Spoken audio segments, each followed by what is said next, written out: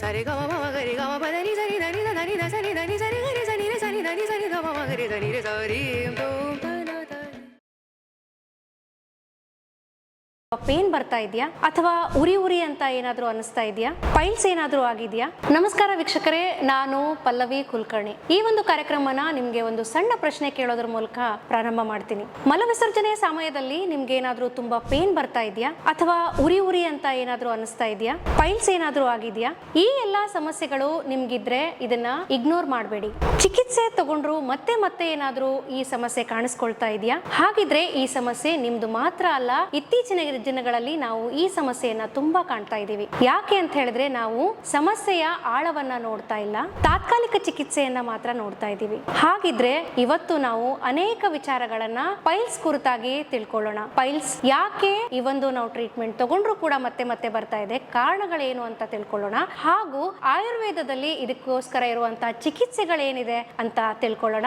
ಈ ಎಲ್ಲಾ ವಿಷಯಗಳನ್ನ ನಮ್ಗೆ ತಿಳಿಸ್ಕೊಡೋಕೆ ಇವತ್ತು ನಮ್ಮ ಜೊತೆಗಿದ್ದಾರೆ doctor Raghavendra Y, BAMS MD, Vishwachetana Yoga ಹಾಗೂ ರಿಸರ್ಚ್ ಸೆಂಟರ್ ಮತ್ತು ಆಯುರ್ವೇದ ಹಾಸ್ಪಿಟಲ್. ನಮಸ್ಕಾರ. ನಮಸ್ತೆ ಸರ್. ಸರ್, ಇವಾಗ ನಾವು ನೋಡ್ತಾ ಇರ್ತೀವಿ ಪೈಲ್ಸ್ ಅಂದ ತಕ್ಷಣ ನಾಚಿಕೆ ಪಡುವಂತಹದ್ದು, ಯಾರ ಹತ್ರನೂ ಹೇಳ್ಕೊಳ್ದೆ ಇರುವಂತಹ ವಿಚಾರ ಇರಬಹುದು, ಅಥವಾ ಇನಿಷಿಯಲ್ ಸ್ಟೇಜ್ ಅಲ್ಲಿ ನಾವು ಯಾರ ಹತ್ರ ಮಾತಾಡಕ್ ಆಗದೆ ಇರುವಂತಹ ವಿಷಯ ಇರಬಹುದು. ತುಂಬಾ ನಾಚಿಕೆ ಇಂದ ಕೂಡಿರುವಂತಹ ಒಂದು ಕಾಯಿಲೆ ಇದು. ಸೊ ಇದು ಯಾಕೆ ಬರುತ್ತೆ ಸರ್, ಏನ್ ಕಾರಣ ಇದಕ್ಕೆ ಅಂತ ನಮ್ಮ ವೀಕ್ಷಕರ ಜೊತೆ ದಯವಿಟ್ಟು ಹಂಚ್ಕೊಳ್ತೀರಾ ಸರ್? ಈಗಿನ ದಿನಗಳಲ್ಲಿ ಇದೊಂದು ಬರ್ನಿಂಗ್ ಇಶ್ಯೂ ಅಂತಾನೆ ಹೇಳ್ಬೋದು. ಯಾಕಂದ್ರೆ ಮೂಲವ್ಯಾಧಿಗಳು ಅಂತ ಅಂದ್ರೆ ಮೂಲಕ್ಕೆ ಸಂಬಂಧಪಟ್ಟಂತ ವ್ಯಾಧಿಗಳಲ್ಲಿ ಪೈಲ್ಸ್ ಅಥವಾ ಫಿಶರ್ ಅಥವಾ ಫಿಸ್ಟ್ಯುಲಾ ಈ ತರದ ಕಾಯಿಲೆಗಳು ಒಂದರ ನಂತರ ಒಂದು ಕಂಡು ಬರುತ್ತೆ. ಯಾಕಂದ್ರೆ ಒಂದನ್ನ ಟ್ರೀಟ್ ಸರಿ ಮಾಡಲಿಲ್ಲ ಅಂದ್ರೆ ಮತ್ತೊಂದಕ್ಕೆ ಇದು ದಾರಿ ಮಾಡಿ ಕೊಡುತ್ತೆ. ಈ ತರದ ಸನ್ನಿವೇಶ ಆಗಿದೆ. ಇದಕ್ಕೆ ಈಗಿನ ದಿನಗಳಲ್ಲಿ ಯಾಕೆ ತುಂಬಾ ಬರ್ತಾ ಇದೆ ಅನ್ನೋದಾದ್ರೆ, ಒಂದು ಅಂದ್ರೆ ಮಲದ್ವಾರದ ಮೇಲೆ ಅತ್ಯಧಿಕ ಒತ್ತಡದಿಂದಾಗಿ. ಅತ್ಯಧಿಕ ಒತ್ತಡ ಅಂದ್ರೆ ಪ್ರೆಷರ್ ಕ್ರಿಯೇಟಿಂಗ್ ವರ್ಕ್ಸ್, ಅದರಲ್ಲಿ ಏನಂದ್ರೆ ತುಂಬಾ ಹೊತ್ತು ಕುತ್ಕೊಂಡಿರೋದು, ಲಾವ್ ಹೊತ್ತು ಸಿಟ್ಟಿಂಗ್ ಇರುತ್ತೆ. ಸೊ ಅವರಿಗೆ ಮತ್ತೆ ಅದು ನೆಕ್ಸ್ಟ್ ಒಂದಂದ್ರೆ ಸ್ಪೈಸಿ ಪ್ರಾಡಕ್ಟ್ಸ್, ಫುಡ್ ಹ್ಯಾಬಿಟ್ಸ್ ಅಲ್ಲಿ ಬಹಳ ಸ್ಪೈಸಿ ತಗೊಳೋದು, ಮತ್ತೆ ಚಿಲ್ಲಿ ಇರೋಂತ ಫ್ರೈಡ್ ಐಟಮ್ಸ್ ತಗೊಳೋದು, ಆಮೇಲೆ ಈಸಿಲಿ ಡೈಜೆಸ್ಟ್ ಆಗದೆ ಇರೋಂತ ಆಹಾರ ಪದಾರ್ಥಗಳು, ಹೆವಿ ಫಾರ್ ದ ಡೈಜೆಷನ್ ತಗಂತ ಇರುವಂತದ್ದು. ಈ ತರಗಳಿಂದಾಗಿ ಅವ್ರಿಗೆ ಮೂಲತಃ ಸ್ಟಾರ್ಟಿಂಗ್ ಅಲ್ಲಿ ಪ್ರಾಬ್ಲಮ್ ಬರೋದೇ ಕಾನ್ಸ್ಟಿಪೇಷನ್. ಮಲ ವಿಸರ್ಜನೆ ಸರಿ ಆಗೋದಿಲ್ಲ, ಮಲ ಗಟ್ಟಿ ಆಗುತ್ತೆ, ಬೋವೆಲ್ ಮೂವ್ಮೆಂಟ್ಸ್ ಕಮ್ಮಿ ಆಗ್ತವೆ. ಅದರಿಂದಾಗಿ ಅವರು ತುಂಬಾನೇ ಪ್ರೆಷರ್ ಹಾಕ್ಬೇಕಾಗುತ್ತೆ. ಈಗ ನೋಡಿ, ಒಬ್ಬೊಬ್ರು ಬಾತ್ರೂಮಿಗೆ ಹೋಗ್ತಾರೆ, ಮನೆಯಲ್ಲೆಲ್ಲ ಬೈತಿರ್ತಾರೆ, ಎಷ್ಟೊತ್ತಿಗೆ ಹೋಗ್ತೀರಾ ಅಂತ ಹೇಳಿ. ಯಾಕಂದ್ರೆ ಅವರು ಸ್ಟ್ರೈನ್ ಮಾಡ್ತಿರ್ತಾರೆ, they are getting a proper buoyance. ಆ ಟೈಮಲ್ಲಿ ಪ್ರೆಷರ್ ಮಾಡಿ ಆ ಗುದದ್ವಾರದ ಸರೌಂಡಿಂಗ್ ಅಲ್ಲಿ ರಕ್ತನಾಳಗಳಿರುತ್ತೆ. ಆ ಪ್ರೆಷರ್ ಇಂದಾಗಿ ಈಗ ವೆರಿಕೋಸ್ ವೇನ್ ಇಲ್ಲಿ ಕಾಲುಗಳಲ್ಲಿ ಹೆಂಗಾಗುತ್ತೋ ಅದೇ ತರನೇ ವೆರಿಕೋಸ್ ಅಂದ್ರೆ ರಕ್ತನಾಳಗಳು ದಪ್ಪ ಆಗ್ತವೆ. ಅದಕ್ಕೆ ಹೆಮರಾಯ್ಡ್ಸ್, ಪೈಲ್ಸ್ ಅಂತ ಹೇಳ್ತಾರೆ. ಅದು ಅರ್ಲಿ ಸ್ಟೇಜ್ ನಲ್ಲಿ ಅಲ್ಲೇ ಇರುತ್ತೆ. ಅಲ್ಲೇ ಇದ್ದು ಸ್ವಲ್ಪ ಆಹಾರ ಪದಾರ್ಥ ಸರಿಯಾದ ತಕ್ಷಣ ಮತ್ತೆ ಸರಿಯಾಗಿ ತಣ್ಣಕ್ಕಾಗುತ್ತೆ. ಒಂದ್ ಹಂತದಲ್ಲಿ ಅದು ಹೊರಗಡೆನೆ ಬಂದ್ಬಿಡ್ತವೆ ಅಲ್ಪ ಇದರಲ್ಲಿ. ಅದರಲ್ಲಿ ಸ್ವಲ್ಪ ಮೆಡಿಕೇಶನ್ ಇಂದ ಮಾಡೋದ್ರಿಂದ ಮತ್ತೆ ವಾಪಸ್ ಹೋಗುತ್ತೆ. ಹೀಗೆ ಸ್ವಲ್ಪ ದಿನಗಳಲ್ಲಿ ಅದು ವಾಪಸ್ ಬಂದಿರುತ್ತೆ, ಹೋಗೋದೇ ಇಲ್ಲ, ಅದು ಮತ್ತೊಂದು ಸ್ಟೇಜ್ಗೆ ಎಡೆ ಮಾಡಿಕೊಡುತ್ತೆ. ಇದೇ ತರ ಮತ್ತೆ ಸ್ಟ್ರೈನ್ ಮಾಡೋದ್ರಿಂದ ಬರೀ ರಕ್ತನಾಳಗಳಲ್ಲದೆ ಆ ಗುದದ್ವಾರದ ಜಾಗಗಳಲ್ಲಿ ಒಂಥರ ಕೊಯ್ದಂಗೆ ಅಂದ್ರೆ ಗಾಯಗಳಾಗಕ್ಕೆ ಸ್ಟಾರ್ಟ್ ಆಗ, ಅದಕ್ಕೆ ಫಿಶರ್ ಅಂತ ಹೇಳ್ತಾರೆ. ಆಮೇಲೆ ಇದೇ ಸಮಸ್ಯೆ ಮುಂದುವರೆದ ಈಗ ಫಿಶರ್ಗಳೇ ಫಿಸ್ಟುಲಾ ಅಂದ್ರೆ ಮತ್ತೆ ಹೋಲ್ಗಳಾಗಿ ಬೇರೆ ಕಡೆ ಟ್ರ್ಯಾಕ್ ಉತ್ಪತ್ತಿಯಾಗಿ ಕೀವುಗಳಾಗೋದು, ಸೋರೋದು, ಅಥವಾ ಈ ಹೆಮರಾಯ್ಡ್ಸ್, ಈ ಪೈಲ್ಸ್ಗಳೇ ಮತ್ತೆ ಒತ್ತಡಗಳನ್ನ ಹೇರೋದ್ರಿಂದಾಗಿ ಈ ಪೈಲ್ಸ್ಗಳಲ್ಲಿ ಒಡೆದು ಬಿಟ್ಟು ರಕ್ತಸ್ರಾವ ಆಗೋದು. ಇಟ್ಸ್ ಅ ಬ್ಲೀಡಿಂಗ್ ಪೈಲ್ಸ್ ಅಂತ ಹೇಳ್ತಾರೆ. ಪೇಷಂಟಿಗೆ ಮೇನ್ ಆಗಿ ಏನಾಗುತ್ತೆ ಅಂತಂದ್ರೆ, ಮೇನ್ ಆಗಿ ಇದನ್ನ ಹೇಳಕ್ಕೆ ನೀವು ಹೇಳಿದ ಪ್ರಕಾರ ಒಂದು ಏನೋ ಮುಜುಗರ ಆಗುತ್ತೆ. ಬಟ್ ಮುಜುಗರನ್ನ ಯಾವಾಗ ನಾವು ಸರಿಯಾಗಿ ಟ್ರೀಟ್ಮೆಂಟ್ ಅನ್ನು ಅರ್ಲಿ ಸ್ಟೇಜ್ ಅಲ್ಲಿ ತಗೊಳೋದಿಲ್ವೋ ಆ ಟೈಮ್ ಅಲ್ಲಿ ಈ ಫೈಲ್ಸ್, ಸಣ್ಣ ಒಂದು ಫೈಲ್ಸ್ ಜಸ್ಟ್ ಆಹಾರ ಪದ್ಧತಿಯಿಂದ ಸರಿ ಮಾಡುವಂತ ಫೈಲ್ಸ್ ಅಥವಾ ಸಣ್ಣ ಮೆಡಿಸಿನ್ ಇಂದ ಸರಿ ಮಾಡುವಂತ ಫೈಲ್ಸ್, ಇದು ಹೆಮರಾಯ್ಡ್ ಆಗಿರ್ಬೋದು ಅಥವಾ ಬರ್ನಿಂಗ್, ಸಿವಿಯರ್ ಬರ್ನಿಂಗ್ ಸೆನ್ಸೇಷನ್ ಆಗುತ್ತೆ ಫಿಶರ್ ಆಗಿದ್ರೆ. ಅಥವಾ ಒಂದೊಂದು ಟೈಮ್ ಈ ಹೆಮರಾಯ್ಡ್ಸ್ ರಕ್ತಸ್ರಾವ ಪಟ್ಟಂತ ಒಡೆದು ರಕ್ತಸ್ರಾವ ಆಗಿ ಒಂದೊಂದ್ಸಾರಿ ಅನಿಮಿಯಾನು ಆಗ್ಬಹುದು, ಅಂದ್ರೆ ಪಾಂಡು ರಕ್ತಹೀನತೆ ಆಗಿಬಿಟ್ಟು ಅದರ ಲಕ್ಷಣಗಳು ಕಾಣಕ್ಕೆ ಸರಿ ಮಾಡ್ತವೆ. ಹಾಗಾಗಿ ಈಗಿನ ಮೇನ್ ಮೂಲ ಕಾರಣಗಳಂತ ಅಂದ್ರೆ ಒಂದು ಜಂಕ್ ಫುಡ್, ಸ್ಪೈಸಿ ಫುಡ್ಸ್, ಒಂದು ಲಾಂಗ್ ಸಿಟ್ಟಿಂಗ್, ಮತ್ತೆ main stress is also one of the contributing factor. ಅದೇ ಇಂಡೈಜೆಷನ್ ಆಗುತ್ತೆ, ಇದೆಲ್ಲ ಒಂದಕ್ಕೊಂದು ಸ್ಟಾರ್ಟ್ ಆಗ್ಬಿಡುತ್ತೆ. ಸರ್, ಇವಾಗ ನೀವು ಹೇಳಿದ್ರಿ, ಇವಾಗ ತುಂಬಾ ಹೊತ್ತು ಅವ್ರಿಗೆ ಕಾನ್ಸ್ಟಿಪೇಷನ್ ಅಂತ ಬಂದಾಗ ತುಂಬಾ ಹೊತ್ತು ಕೂತ್ಕೊಂಡ್ರೆ ಅವ್ರಿಗೆ ಮೋಷನ್ ಸರಿಯಾಗಿ ಆಗ್ತಾ ಇರಲ್ಲ, ಗಟ್ಟಿ ಆಗ್ತಾ ಇರತ್ತೆ ಅಂತ. ಕೆಲವೊಬ್ರು 2-3 ದಿವಸ ಆದ್ರೂ ಕೂಡ ಮೋಷನ್ಗೆ ಸರಿಯಾಗಿ ಹೋಗ್ತಾ ಇರೋದಿಲ್ಲ. ಅದೇ ಅದು ಸಿವಿಯರ್ ಕಾನ್ಸ್ಟಿಪೇಷನ್ ಅಂತ ಹೇಳ್ಬೋದು. ಅದು ಇನ್ನೂ ಡೈಲಿ ಹೋಗ್ತಾ ಇದ್ದಾರೆ ಬಟ್ ಟೈಮ್ ತಗೊಂತಾ ಇದ್ದಾರೆ ಒಂದು ಕಾರಣ. ಈ ರೆಗ್ಯುಲರ್ ಹೋಗದೆ ಇರೋಂಥದ್ದು ಸಹಿತ ಕೋಷ್ಟದಲ್ಲಿ ವಾತ ವೃದ್ಧಿ ಆಗ್ಬಿಟ್ಟು ಬೋವೆಲ್ ಮೂವ್ಮೆಂಟ್ಸ್ ಕಮ್ಮಿ ಆಗಿಬಿಟ್ಟು ಅದರಲ್ಲಿ ಸ್ಟೂಲ್ ಹಾರ್ಡ್ ಆಗ್ಬಿಡುತ್ತೆ. ಸ್ಟೂಲ್ ಹಾರ್ಡ್ ಆಗೋದ್ರಿಂದಾಗಿ ಅದೇನಾಗುತ್ತೆ ಮತ್ತೆ ಡೈಲಿ ಎವಾಕ್ಯುಯೇಷನ್ ಆಗೋದಿಲ್ಲ. ಅದು ಒಂದು ಕಾನ್ಸ್ಟಿಪೇಷನ್ ಎಡೆ ಮಾಡುತ್ತೆ. ಕಾನ್ಸ್ಟಿಪೇಷನ್ ಇಂದ ತುಂಬಾ ಹೀಗೆ ಹೇಳಿದಂತ ಕಾಯಿಲೆಗಳೆಲ್ಲ ಉತ್ಪತ್ತಿ ಆಗ್ತವೆ. ಸೊ ಮುಜುಗರ ಅಂತ ಬಂದಾಗ ನಾವು ಅರ್ಲಿ ಸ್ಟೇಜ್ ನ ತುಂಬಾ ಇಗ್ನೋರ್ ಮಾಡ್ಬಿಡ್ತೀವಿ ಸರ್. ಸೊ ಇವಾಗ ಅರ್ಲಿ ಏನು ಸಿಂಪ್ಟಮ್ಸ್ ಏನ ಇವಾಗ ಹೇಳ್ತಾ ಇದ್ರಿ, ಕಾನ್ಸ್ಟಿಪೇಷನ್ಸ್ ಇರಬಹುದು. ಕಾಮನ್ ಆಗಿ ನಾವು ಮೂಲವ್ಯಾಧಿಯಲ್ಲಿ ನೋಡ್ತಾ ಇರುವಂತದ್ದು ಬ್ಲೀಡಿಂಗ್ ಇರಬಹುದು. ಎಲ್ಲ ಸ್ಟೇಜ್ ಅಲ್ಲಿ ಕೂಡ ನಾವು ಬ್ಲೀಡಿಂಗ್ ನ ನೋಡ್ತಾ ಇರ್ತೀವಿ. ಮತ್ತೆ ಅನ್ಕಂಫರ್ಟೇಬಲ್ ಫೀಲ್ ಆಗುತ್ತೆ, ಅವ್ರು ಕುತ್ಕೊಳ್ಳೋಕ್ ಇರ್ಬೋದು, ಗಾಡಿ ಓಡಿಸೋಕ್ ಇರ್ಬೋದು, ತುಂಬಾ ಅನ್ಕಂಫರ್ಟೇಬಲ್ ಫೀಲ್ ಮಾಡ್ತಾ ಇರ್ತಾರೆ. ನನ್ನ ಪ್ರಶ್ನೆ ಏನು ಅಂತ ಹೇಳಿದ್ರೆ, ಇವಾಗ ಅರ್ಲಿ ಸೈನ್ಸ್ ಅಲ್ಲಿ ಅಂದ್ರೆ ಮುಂಚೆನೆ ನಾವು ಇದನ್ನ ಟ್ರೀಟ್ ಮಾಡ್ಕೊಳ್ತಾ ಇದ್ರೆ ಯಾವ ತರ ಸಮಸ್ಯೆಗೆ ಎಡೆ ಮಾಡ್ಕೊಡುತ್ತೆ ಅಂತ ನೀವು ಹೇಳ್ತೀರಿ ಸರ್? ಸ್ಟಾರ್ಟಿಂಗ್ ಅಲ್ಲಿ ಹೇಳಿದೆ, ಸ್ಲೈಟ್ ಪೇನ್ ಆಗ್ತಾ ಇರುತ್ತೆ, ಸ್ವಲ್ಪ ಮಲಬದ್ಧತೆ ಇರಬಹುದು, ಏನಲ್ಲ ಏರಿಯಾದಲ್ಲಿ ಸ್ವಲ್ಪ ಪೇನ್ ಆಗ್ತಾ ಇರಬಹುದು, ಬರ್ನಿಂಗ್ ಸೆನ್ಸೇಷನ್ ಆಗ್ತಾ ಇರಬಹುದು. ಅದೆಲ್ಲ ಅರ್ಲಿ ಸೈನ್ಸ್ ಅವೆಲ್ಲ. ಆ ಅರ್ಲಿ ಸೈನ್ಸ್ ಅಲ್ಲಿ ಎತ್ತಿಚ್ಕೊಂಡು ಆಹಾರ ಪದ್ಧತಿಯನ್ನ ಚೇಂಜ್ ಮಾಡ್ಕೋಬೇಕು. ಮತ್ತೆ ಹಾಗೆ ಸ್ವಲ್ಪ ಸ್ಟ್ರೆಸ್ ಕಮ್ಮಿ ಮಾಡ್ಕೋಬೇಕು. ಲಾಂಗ್ ಸಿಟ್ಟಿಂಗ್ ಹವರ್ಸ್ ಅನ್ನ ಸ್ವಲ್ಪ ಕಮ್ಮಿ ಮಾಡಿ ಮತ್ತೆ ಪೊಸಿಷನ್ ಚೇಂಜ್ ಮಾಡೋಂಥದ್ದು, ವಾಕ್ ಮಾಡೋಂಥದ್ದು, ಮತ್ತೆ ಸ್ವಲ್ಪ ಸ್ಟ್ರೆಸ್ ರಿಲೀವಿಂಗ್ ಇನ್ ಮೆಡಿಟೇಷನ್, ಯೋಗ, ಪ್ರಾಣಾಯಾಮಗಳನ್ನ ಮಾಡೋದ್ರಿಂದಾಗಿ ಇದನ್ನ ನಾವು ವಿದೌಟ್ ಮೆಡಿಕೇಶನ್ ಕಂಟ್ರೋಲ್ ಮಾಡಬಹುದು.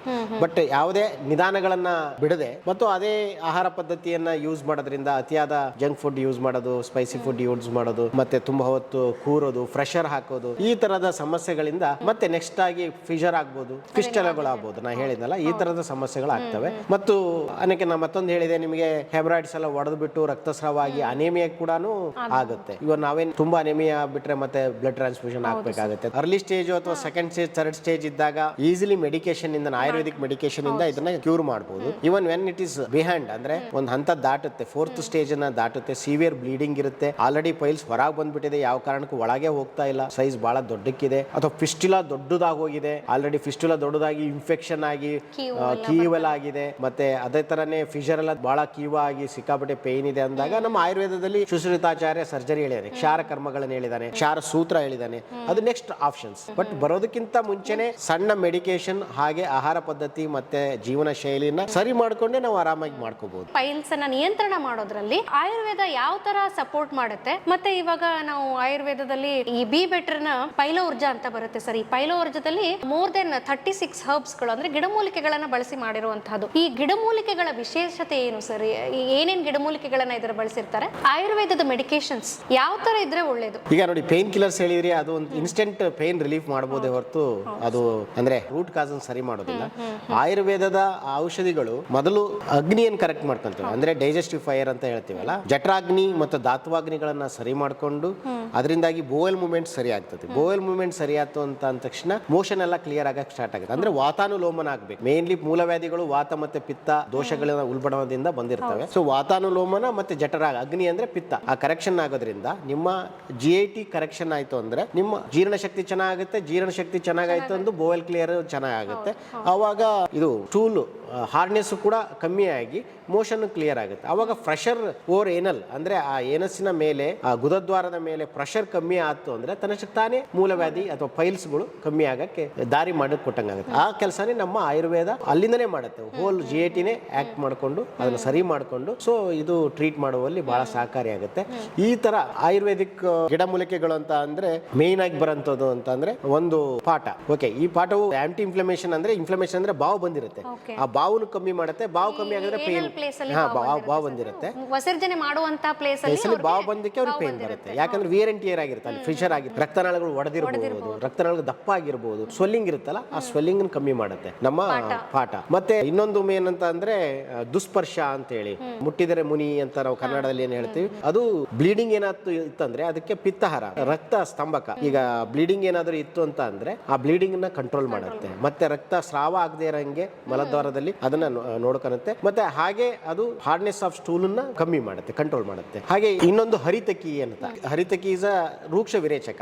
ಅಂದ್ರೆ ಅದು ಸ್ವಲ್ಪ ಎವಾಕ್ಯುಯೇಟ್ ಬಹಳ ಬೇಗನೆ ಮಾಡ್ಬಿಡುತ್ತೆ. ಸಮ್ಟೈಮ್ಸ್ ಏನಾಗುತ್ತೆ, ಇಂಡೈಜೆಷನ್ ಆಗಿರುತ್ತೆ, ನಮಗೆ ಅರ್ಜೆಂಟ್ ರಿಲೀಫ್ ಬೇಕಾಗುತ್ತೆ ಅಂದಾಗ ಡೈಜೆಸ್ಟೆಡ್ ಆರ್ ಅನ್ಡೈಜೆಸ್ಟೆಡ್ ಮಲವನ್ನ ಎವಾಕ್ಯುಯೇಟ್ ಮಾಡ್ಬಿಡುತ್ತೆ ರೂಕ್ಷ ವಿರೇಚನದ ಮೂಲಕ. ಅದು ಹರಿತಕಿ ಪ್ರಾಪರ್ಟಿ. ಮತ್ತೆ ಹಾಗೆ ತ್ರಿಫಲನೂ ಇದೆ ಅದರಲ್ಲಿ ಆ ಕಂಟೆಂಟ್. ತ್ರಿಫಲ ಅದು ಡೈಜೆಷನ್, ಅಗ್ನಿನೂ ಕರೆಕ್ಟ್ ಮಾಡುತ್ತೆ, ಮತ್ತೆ ವಾತಾನುಲೋಮ ಮಾಡಿ ಮೋಷನ್ ಅನ್ನು ಕ್ಲಿಯರ್ ಮಾಡುತ್ತೆ, ಸಾಫ್ಟನಿಂಗ್ ಮಾಡುತ್ತೆ ತ್ರಿಫಲ. ಹಾಗೆ ಮತ್ತೊಂದು ಗುಡು ಗುಡುಚಿ, ಅದು ಪಿತ್ತ ಕಮ್ಮಿ ಮಾಡ್ಬಿಟ್ಟು ಏನಾದ್ರೂ ವೂಂಡ್ ಏನಾದ್ರೂ ಆಗಿ ಏನಲ್ ಏರಿಯಾದಲ್ಲಿ ಫ್ರೆಷರ್ ಆಗಿ ವೂಂಡ್ ಆಗಿ ಮತ್ತೆ ರಕ್ತನಾಳಗಳು ದಪ್ಪ ಆಗಿತ್ತು ಅಂದ್ರೆ ಅದನ್ನು ಸಹಿತ ಗುಡುಚಿ ಕಮ್ಮಿ ಮಾಡುತ್ತೆ. ಸೊ ಇದರಲ್ಲಿ ಆಂಟಿ ಇನ್ಫ್ಲಮೇಟರಿ ಮತ್ತೆ ಹೀಲಿಂಗ್ ಪ್ರಾಪರ್ಟಿ ಇರೋಂಥ ಮೆಡಿಕೇಶನ್, ಮತ್ತೆ ಬೋವೆಲ್ಸ್ ಕರೆಕ್ಟ್ ಮಾಡೋಂಥ ಮೆಡಿಕೇಶನ್, ಡೈಜೆಷನ್ ಕರೆಕ್ಟ್ ಮಾಡಕಂತ ಮೆಡಿಕೇಶನ್, ಮೋಷನ್ ಕ್ಲಿಯರ್ ಮಾಡೋಂಥದ್ದು, ಮತ್ತೆ ಹೀಲಿಂಗ್ ಪ್ರಾಪರ್ಟಿ ಇರೋಂಥ ಹೋಲ್ಸಮ್ ಮಲ್ಟಿ ಡ್ರಗ್ ಥೆರಪಿ ಇರುತ್ತೆ. ಆ ಕಾಂಬಿನೇಷನ್ ಆಫ್ ಥೆರಪೀಸ್ ಅದರಲ್ಲೂ ಯಾವ್ದ್ರಲ್ಲಿ ಪ್ರೋಸೆಸ್ ಮಾಡಿದ್ದಾರೆ ಬಿ ಬೆಟರ್ ಅಂದ್ರೆ ಏರೆಂಡ ತೈಲ, ಔಡ್ಲೆಣ್ಣೆ. ಈಗ ನಮ್ಮಲ್ಲಿ ಹಳ್ಳಿಗಳಲ್ಲಿ ನೋಡಿದ್ರ ಮಲಬದ್ಧತೆ ಆಯ್ತು ಅಂದ್ರೆ ಇದು ಕೋಲ್ಡ್ ಫ್ರೆಶ್ ಔಡ್ಲೆಣ್ಣಿನ ಕೊಡಿ ಅಂತ ಒಂದು ಇದನ್ನು ಇದೆ. ಅದನ್ನ ನಾವು ಔಡ್ಲೆಣ್ಣೆಯಲ್ಲೇ ಮಾಡಿದ ಕಾರಣ ಈ ಎಲ್ಲಾ ಪ್ರಾಪರ್ಟಿ ಮೆಡಿಸಿನ್ಸ್ ಹೀಲಿಂಗ್ ಪ್ರಾಪರ್ಟಿ ಇದಾವೆ, ಇಮ್ಯುನಿಟಿ ಸರಿ ಮಾಡೋಂಥವು, ಗಟ್ ಹೆಲ್ತ್ ಚೆನ್ನಾಗಿ ನೋಡ್ಕೊಂತವು ಎಲ್ಲವೂ ಇರೋವನ್ನ ನಾವು ಔಡ್ಲೆಣ್ಣೆಯಲ್ಲಿ ಸ್ನೇಹ ಪಾಕ ಮಾಡೋದ್ರಿಂದಾಗಿ ಮತ್ತು ಅದರ ಪ್ರಾಪರ್ಟಿ ಎನ್ಹಾನ್ಸ್ ಆಗಿಬಿಟ್ಟು ದೀಪನ, ಪಾಚನ, ವಾತಾನುಲೋಮನ ಮತ್ತು ಫೈಲ್ಸ್, ಪಿಸ್ಟುಲಾ, ಫಿಷರಿಗೂ ಅನುಕೂಲವಾಗುತ್ತೆ ಈ ಹೀಲಿಂಗ್ ಮಾಡ್ಲಿಕ್ಕೆ. ಸೊ ನೀವು ಹೇಳ್ತಾ ಇರೋದು ಕೇಳ್ತಾ ಇದ್ರೆ ತುಂಬಾ ಖುಷಿ ಆಗುತ್ತೆ ಸರ್. ಇವಾಗ ಆಯುರ್ವೇದ ಗಿಡಮೂಲಿಕೆಗಳು ನಮ್ಮ ಎದುರಿಗೆ ಇರುತ್ತೆ, ನಮಗೆ ಗೊತ್ತಿರೋದಿಲ್ಲ ಯೂಶುವಲಿ. ಅದು ಮುಟ್ಟಿದ್ರೆ ಮುನಿ ಹೇಳಿದ್ರಿ ನೀವು. ಸೊ ಎಷ್ಟೊಂದು ಒಳ್ಳೆ ವಿಚಾರಗಳು, ಎಷ್ಟೊಂದು ಆರೋಗ್ಯಕರವಾದಂತಹ ಗಿಡಮೂಲಿಕೆಗಳು ನಮ್ಮ ಸುತ್ತಲೂ ಮುತ್ತಲೂ ಇರುತ್ತೆ. ಆದ್ರೆ ಈ ಎಲ್ಲಾ ಗಿಡಮೂಲಿಕೆಗಳನ್ನ ಒಂದರಲ್ಲಿ ಶೇಖರಣೆ ಮಾಡಿಬಿಟ್ಟು ಸೈಂಟಿಫಿಕಲಿ ಪ್ರೂವ್ ಮಾಡಿಬಿಟ್ಟು ಬಿ ಬೆಟರ್ನ ಪೈಲೋ ಊರ್ಜಾ ಏನಿದೆ ಈ ಒಂದು ಪೈಲ್ ಸಮಸ್ಯೆಗೆ ಪರಿಹಾರವನ್ನ ಕೊಡ್ತಾ ಇದೆ. ಈ ಒಂದು ಆಯುರ್ವೇದ ಮೆಡಿಕೇಶನ್ ಅನ್ನುವಂತಹದ್ದು ಯಾವ ರೀತಿ ಉತ್ತಮ ಅಂತ ಹೇಳ್ತೀರಿ? ಏನೇನು ಕೆಟಗರೀಸ್ ಇದ್ರೆ ಇದನ್ನ ನಾವು ಉತ್ತಮ ಅಂತ ಹೇಳ್ತೀವಿ? ಆಯುರ್ವೇದ ಇಸ್ ಆಲ್ವೇಸ್ ಉತ್ತಮನೇ. ಸೊ ಅದರಲ್ಲೂ ಕೂಡ ಈಗಿನ ಪರಿಸ್ಥಿತಿಯಲ್ಲಿ ಸೈಂಟಿಫಿಕಲಿ ಪ್ರೂವ್ ಆಗಿರುವಂತದ್ದು ಇರಬಹುದು. ಸೊ ಯಾವ ರೀತಿ ಇದ್ರೆ ಆಯುರ್ವೇದ ಒಳ್ಳೇದು ಅಂತ ನೀವು ಹೇಳ್ತೀರಿ ಸರ್? ಏನೇನು ಕೆಟಗರೀಸ್ ಇರಬೇಕು ಅಂತ ಹೇಳ್ತೀರಿ? ಅದರ ಗುಣಗಳನ್ನ ನೀವು ಕೇಳ್ತಾ ಇದ್ದೀರಾ. ಆಯುರ್ವೇದ ಪ್ರಾಪರ್ಟೀಸ್ ಆಗಿರ್ಬೇಕಂದ್ರೆ ಅದು ಪ್ರೊಸೆಸ್ ಆಗಬೇಕು. ಈಗಿನ ಕಾಲದಲ್ಲಿ ಡ್ರಗ್ಸ್ ಅಂದ್ರೆ ಆಯುರ್ವೇದಿಕ್ ಔಷಧಿಗಳು ಸರಿಯಾಗಿ ಸಿಗೋದನ್ನ ಕಷ್ಟನೇ. ಅದನ್ನ ಒಳ್ಳೆ ಪ್ಲೇಸ್ ಇಂದ ಎಲ್ಲಿ ಬೆಳೀತಾರೋ ಯಾವ ಜಾಗದಲ್ಲಿ ಅದು ಸ್ವತಂತ್ರವಾಗಿ ಬೆಳೆದಿರುವಂತ ಜಾಗದಿಂದ ಅದನ್ನ ತೆಗೆದುಕೊಂಡು ಪ್ರೊಕ್ಯೂರ್ ಮಾಡ್ಕೊಬಂದು ಲ್ಯಾಬೊರೇಟರಿಗಳಲ್ಲಿ ಅಥೆಂಟಿಕೇಟ್ ಮಾಡಿ ಮತ್ತೆ ಅದನ್ನ ಅನಾಲಿಸಿಸ್ ಒಳಪಡಿಸಿ ಅದು ಸರಿಯಾದ ಔಷಧಿ ಅಂತ ಗುಣ ನೋಡಿಕೊಂಡು ಅದರ ಗುಣಮಟ್ಟ ಅಳದು ಕ್ವಾಲಿಟಿ ಮತ್ತೆ ಕ್ವಾಂಟಿಟೇಟಿವ್ ಅಸೆಸ್ಮೆಂಟ್ ಮಾಡಿ ಆ ಲ್ಯಾಬೊರೇಟರಿಯಿಂದ ಬಂದಾದ ತಕ್ಷಣ ಅದನ್ನ ಜಿನೈನ್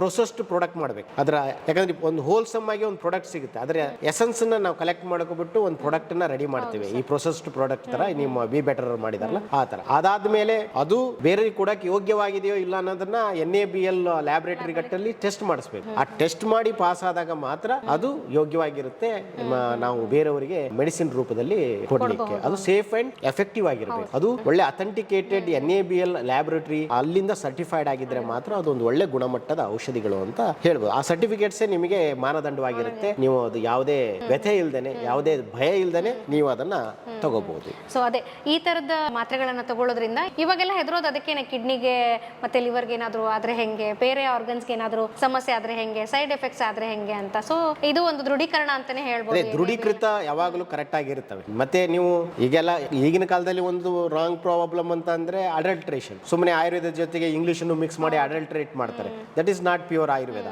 ಅಂತವನ್ನ ತಗನ್ನಕ್ಕೆ ಹೋಗಬಾರ್ದು.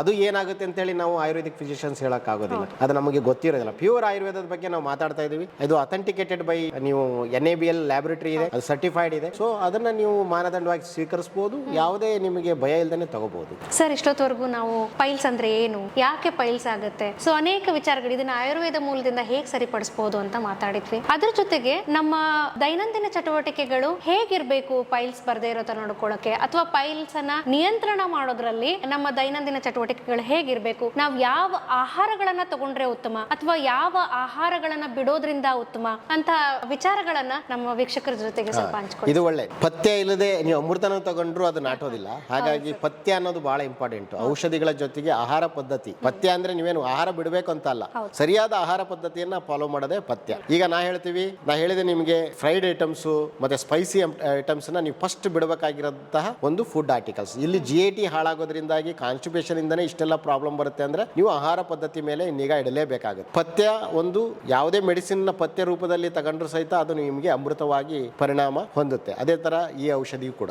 ಆಯುರ್ವೇದ ಗಿಡಮೂಲಿಕೆಗಳನ್ನ ಬಳಸಿಕೊಂಡು ಬಿ ಬೆಟರ್ ಪೈಲೋ ಊರ್ಜಾ ಅನ್ನುವಂತಹ ಒಂದು ಮೆಡಿಸಿನ್ 150 ವರ್ಷದ ಹಳೆಯ ತೈಲ ಪಾಕ ವಿಧಾನದಿಂದ ತಯಾರಾಗಿದೆ. ಇದರಲ್ಲಿ ಹಾಗೆ ಇದು NABL ಲ್ಯಾಬ್ ಅಲ್ಲಿ ಟೆಸ್ಟೆಡ್ ಕೂಡ ಆಗಿ ಸೈಂಟಿಫಿಕಲಿ ಪ್ರೂವ್ ಕೂಡ ಆಗಿದೆ. ಹಾಗೆ ಇದರಲ್ಲಿ ಯಾವುದೇ ತರದ ಮೆಟಲ್ಸ್ ಗಳಿಲ್ಲ ಹಾಗೂ ಲಾಂಗ್ ಟರ್ಮ್ ನೀವು ನಿರಾಯಾಸವಾಗಿ ಇದನ್ನ ಬಳಸ್ಕೋಬಹುದು. ಅಂದ್ರೆ ಡೈಲಿ ಯೂಸ್ ಮಾಡೋದ್ರಿಂದ ಕೂಡ ನಿಮ್ಗೆ ಯಾವುದೇ ತರದ ಸೈಡ್ ಎಫೆಕ್ಟ್ಸ್ ಗಳು ಕೂಡ ಆಗೋದಿಲ್ಲ. ಈ ಪೈಲೋ ಊರ್ಜಾವನ್ನ ಬಳಸೋದ್ರಿಂದ ನಿಮ್ಮ ಪೈಲ್ಸ್ ನಿವಾರಣೆ ಆಗುತ್ತೆ, ಉರಿಯೂತ ಕಡಿಮೆ ಆಗುತ್ತೆ, ಇನ್ಫ್ಲಮೇಷನ್ ಕಡಿಮೆ ಆಗುತ್ತೆ, ಕಾನ್ಸ್ಟಿಪೇಷನ್ಸ್ ಕೂಡ ಕಡಿಮೆ ಆಗುತ್ತೆ ಹಾಗೂ ನಿಮ್ಮ ಜೀರ್ಣಕ್ರಿಯೆ ಕೂಡ ಉತ್ತಮಗೊಳ್ಳುತ್ತೆ. ಇದು ಟೆಂಪರರಿ ರಿಲೀಫ್ ಮಾತ್ರ ಅಲ್ಲ, ಆಳವಾಗಿ ಮೂಲದಿಂದ ಸಮಸ್ಯೆಯನ್ನ ತೆಗೆದುಹಾಕಿ ನಿಮಗೆ ಪೈಲ್ಸ್ಗೆ ನಿವಾರಣೆಯನ್ನ ಕೊಡುತ್ತೆ. ಸೊ ಹಾಗಿದ್ರೆ ಯಾಕೆ ತಡ, ಈಗ ಸ್ಕ್ರೀನ್ ಮೇಲೆ ಬರುತ್ತಿರುವಂತಹ ನಂಬರ್ಗೆ ಕರೆ ಮಾಡಿ ಹಾಗೂ www.bebetter.com ಗೆ ಭೇಟಿ ನೀಡಿ. ಧನ್ಯವಾದಗಳು.